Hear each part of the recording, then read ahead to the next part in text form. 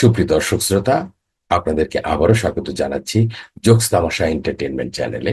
এই মুহূর্তে আপনাদের সামনে একটি নতুন জোকস পরিবেশন করব। এই জোকসটি আপনারা কখনোই শোনেননি, কারণ এই জোকসটি আমার নিজের তৈরি করা।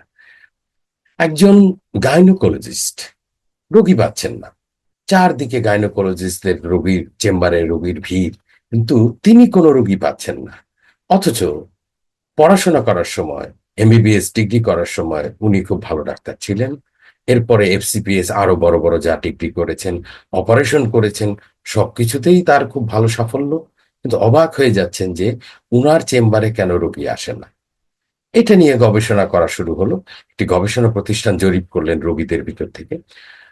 ও ভালো কথা বলে রাখি, যে ডাক্তারকে নিয়ে আমরা গল্প করছি তিনি একজন পুরুষ গাইনোকোলজিস্ট।